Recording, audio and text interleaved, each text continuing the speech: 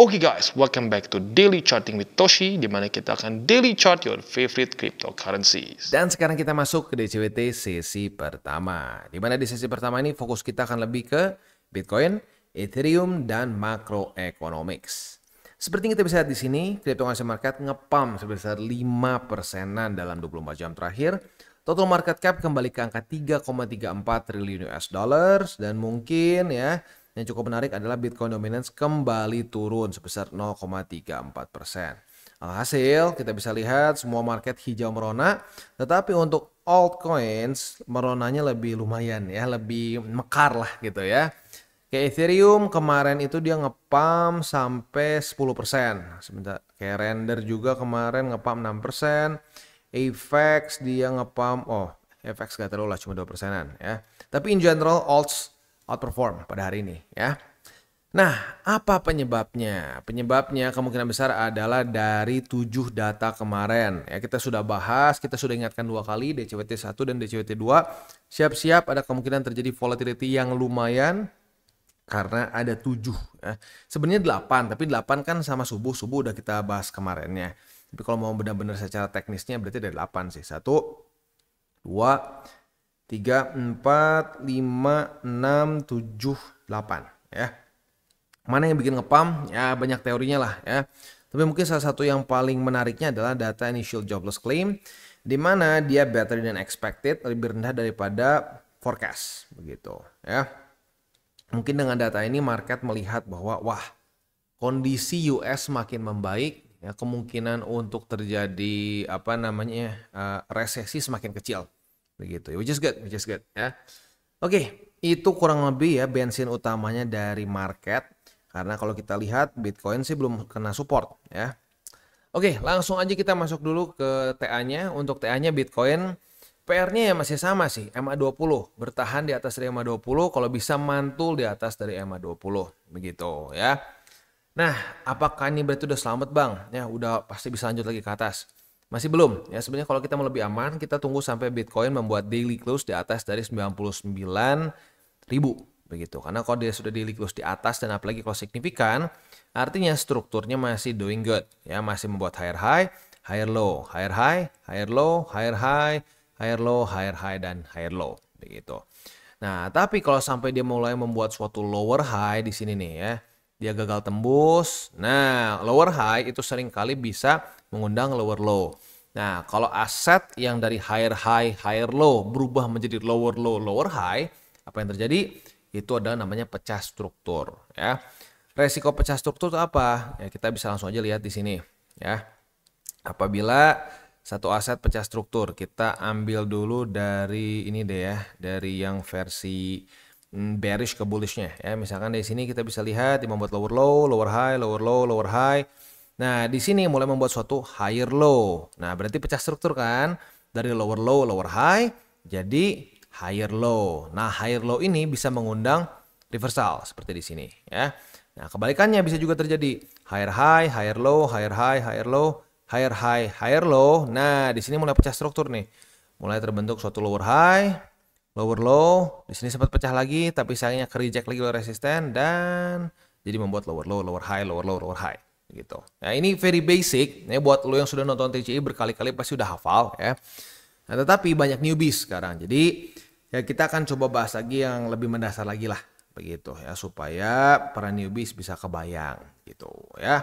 Jadi ini sangat penting nih, apakah dia akan pecah struktur atau enggak begitu ya. Oke. Next kita akan lihat dulu ini ya, kita lihat dulu news deh sebelum lupa ya. Jadi newsnya ada beberapa. Yang pertama adalah Ethereum. Kenapa Ethereum bisa ngepump sampai 10% kemarin ya? Gila, 10,08%. Jawabannya adalah ini salah satunya ya, karena open interest dari Ether futures ini semakin besar ya.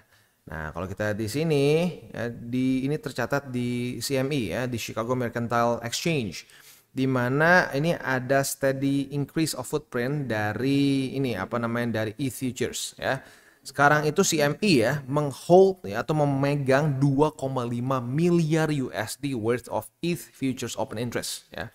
Ini mensignalkan kepada dunia bahwa institusi ini involved di dalamnya ya. Dan ini adalah suatu bukti bahwa market crypto semakin maturing. Ya, belum mature tapi mulai maturing. Kayak sekarang lagi remaja lah gitu. Sebelumnya masih anak-anak gitu ya. Sekarang mulai masuk ke masa-masa remaja gitu ya. Ya, sekali lagi kenapa? Karena ada involvement dari institution gitu ya. Itu news pertama yang berhubungan sama ETH, spesifik ETH ya. Yang kedua adalah Hong Kong ya, di mana bank Hong Kong yang bernama ZA Bank ini menjadi the first bank in Asia untuk nge-launch retail crypto services ya. Jadi kasarnya gini ya, dia itu kalau lo punya misalkan M-banking gitu ya, di M-bankingnya lu bisa beli kripto gitu, luar biasa kan. Nah jadi apa namanya, ini kenapa dijadikan seperti ini ya, karena simpelnya banyak orang yang tertarik ya di Hong Kong, banyak yang tertarik untuk beli kripto. Nah daripada ketinggalan banknya, jadi mendingan sekalian udah gua kasih deh orang buat beli kripto. Dan yang gilanya apa, ini bukan untuk institusi, karena kalau sebelumnya kayak di Singapura di DBS gitu, mereka juga udah nge-launch crypto services udah 4 tahun lalu bahkan. Nah, tetapi ini untuk institusi saja, begitu, bukan untuk retail. Nah, di ZA Bank ini dia untuk retail. Ini yang bikin luar biasa, ya. Dan bahkan di sini ditulis oleh Hong Kong Association of Banks, dia menyatakan bahwa mereka mendapatkan 70% dari responden itu merasa ini convenient, ya, mereka bisa beli kripto lewat banking apps-nya mereka. Begitu. Nah tapi nggak tahu nih kalau beli di bank seperti di ZA ini apakah bisa ditarik atau enggak, atau jangan-jangan dikustodi sama banknya.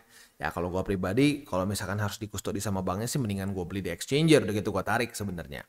Tapi apapun itu, ini menunjukkan bahwa ya kalau sampai Hong Kong, bank di Hong Kong membiarkan ini terjadi, itu udah pasti China pun ini berarti dia melunak terhadap kripto, karena kita tahu Hong Kong itu masih, ya walaupun itu masih terus ada perdebatan, tapi still politically very influenced by China begitu. Jadi kalau sampai China sangat anti terhadap kripto, Hong Kong mana berani begini-begini ya.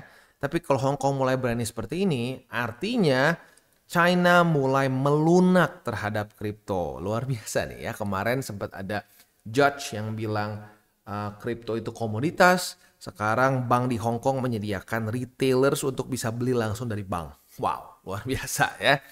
Ya, jadi lagi-lagi di sini semakin jelas ya kita mau kayak gimana begitu ya. Paling ya, tinggal kita berharap aja jangan ada some kind of black swan event gitu, or some kind of mungkin natural disaster or something like that gitu, karena secara fundamentalnya sekarang doing good ya. Bahkan negara-negara yang bisa dibilang sangat anti terhadap kripto pun mulai melunak terhadap kripto.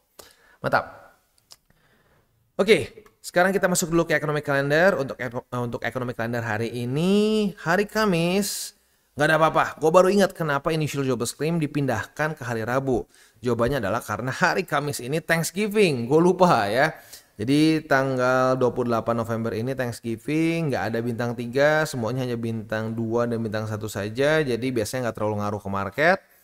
Besok juga masih masih libur nih di US ya. Jadi sama kurang lebih kayaknya. Iya, ya sama. Besok juga nggak ada. Oh ada. Ternyata ada. Besok walaupun masih libur tetap ada Chicago PMI. Kasihan nih, mereka tetap harus kerja kayaknya. Oke, jadi ternyata cuma libur hari ini aja ya. Oke, jadi kurang lebih seperti itu ya untuk economic calendar. Hari ini bisa kita lebih fokus ke TA. Tapi jangan lupa besok masih ada satu data penting lagi, yaitu Chicago PMI ya. Oke, kita balik lagi ke TA ya. Kita bisa lihat di sini kondisinya itu terutama untuk Ethereum ya, dia membuat higher high yang jelas begitu ya, higher high yang signifikan juga. Dan basically sekarang kembali ke angka pertengahan tahun gitu ya, di Juni-Juli lah gitu ya. This is good. Dan kalau kita lihat secara TA juga, Ethereum mulai menjadikan 3.624 sebagai support. Ya kita lihat si jebol atau enggak sih, tapi ya mulai menjadikan support nih ya. Nah, kalau gua sih sekarang ya ini lagi-lagi adalah reminder bahwa data penting ya, fundamental economic calendar seperti ini tuh ngaruh ke market. Karena gua nggak tahu kenapa masih ada orang yang cukup bersikeras merasa bahwa kripto ini decentralized. Jadi nggak ngaruh tuh data-data penting, nggak ngaruh tuh ekonomi global. Ngaruh ya. Yang terdesentralisasi itu adalah validasinya. gitu. Ya, jadi kalau lu mau ngirim Bitcoin nih, nggak ada pihak tertentu yang bisa menghentikan begitu karena semuanya itu decentralized. Nah, kalau lu di bank misalkan ya, bank lu misalkan di blacklist begitu atau jangan kadang-kadang bisa gini loh, lu udah kirim duitnya tapi lu bisa dikoreksi sama banknya karena dianggapnya oh lu melakukan tindakan kriminal atau apa. Itu masih bisa. Walaupun kalau lu ya mungkin masih di dalam negeri lah. Kalau lu keluar mungkin lebih repot. Tapi intinya perbankan masih bisa nge-blacklist lu, masih tidak memperbolehkan lu kirim duit sebesar tertentu. Kayak contoh gini aja. Andaikan lu punya uang 100 miliar sekarang, coba kirim ya, lu transfer 100 miliar lagi ke temen lu atau siapapun gitu ya. Itu kalau lu nggak ditelepon bank luar biasa. Lu pasti ditelepon bank. Buat apa? Dananya kenapa dikirim ke sini? Bisnis Anda apa dan seterusnya ya. Tapi kalau di kripto ya, itu enggak. Lu mau kirim 1 triliun pun ya dalam bentuk BTC atau apapun lah ya. Ya anggap kita paling gampang pakai BTC lah. Kita kirim 1 triliun bentuknya pakai BTC. Itu nggak ada yang bisa menghentikan. Begitu. Nah itu yang bikin dia terdecentralized. Bukan dia ngaruh atau enggak sama ekonomi global. Tetap ngaruh. Ini faktanya. 7 data penting nge-pump tuh. Gitu. Ya jadi ya gini ya kalau menurut gua satu hal ya. Kita tuh harus selalu mau coba denger begitu. Minimal denger dulu aja, denger misalkan sampai salah pun oh ya udah. Oke, berarti gua mendengar informasi yang salah. Nah, makanya penting untuk kita denger dan recheck. Begitu. Setelah kita denger, jangan langsung percaya dulu. Lu denger info nih ya. Nah, jangan langsung telan, jangan langsung minum. Filter dulu. Lu filter dengan cara apa? Lu research ulang gitu. Kayak kemarin sempat ada yang ngirim berita salah tuh ya di apa namanya di grup begitu. Ada yang bilang pokoknya pajak kripto akan kena 20% gitu ya. Padahal enggak, belum ada perubahan ya. Semua masih sama, cuma bayar PPN PPh gitu ya. Nah, itu kan kita oke, kita dengar dulu, kita cerna, kita lihat. Oh, ternyata enggak, tidak ada perubahan begitu. Nah, harusnya seperti itu gitu ya. Kalau nggak seperti itu ya jadi kacau ya. Oke, sekarang kita akan lihat dulu indeks dolar. Indeks dolar ini kondisinya melemah, begitu ya. Ini gue udah bilang berkali-kali bahwa memang bukan belakangan ya, udah setengah tahun lebih, basically ya, setengah tahun lebih. Data-data yang biasanya membuat indeks dolar menguat, seperti crude oil inventories yang minus, atau ya pokoknya ini simple. Setiap kali ini hijau, ini biasanya bisa membantu USD menguat. Tapi kita bisa di sini initial jobless claim hijau saja malah membuat indeks dolar turun.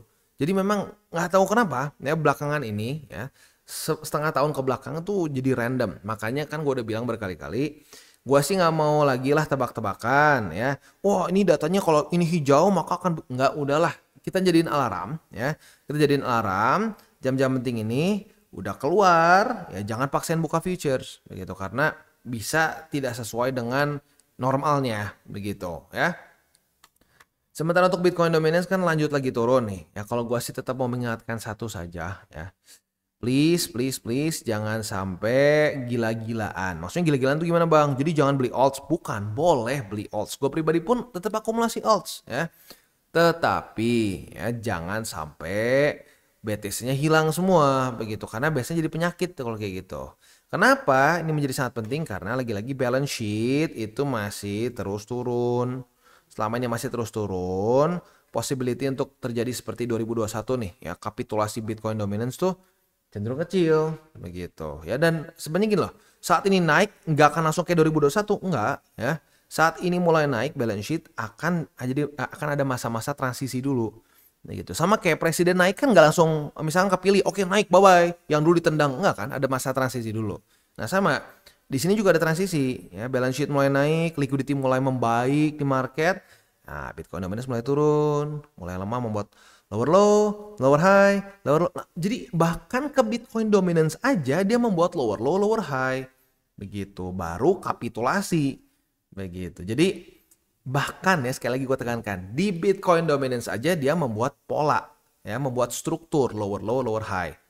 Begitu, ya. Oke. Overall seperti itu untuk makro kita pada hari ini. Selanjutnya kita akan masuk ke buy limit, tetapi sebelum kita masuk ke buy limit seperti biasa gue akan disclaimer dulu bahwa semua konten dari TCI bukan financial advice, ini semua bentuknya adalah edukasi. Lalu bagaimana cara untuk mendukung TCI? Ada banyak caranya, lo bisa like our video, bisa share our video, atau juga bisa menggunakan link referral kita di bawah. Dan sekarang kita akan dengar dulu pesan-pesan dari sponsor kita pada hari ini. Oke, today's video is brought to you by Bybit. Di mana di Bybit ini kita bisa melakukan berbagai macam hal, ya, mulai dari yang newbie sampai yang sudah advance. Buat mungkin lo merasa bahwa, aduh bang, gue masih nggak ngerti nih TA, gue masih nggak ngerti charting dan seterusnya, tapi pengen akumulasi, pengen DCA murni. Bisa, lo tinggal masuk ke sini, one click buy, di mana lo bisa pilih lo mau pakai apa, ya, fiatnya.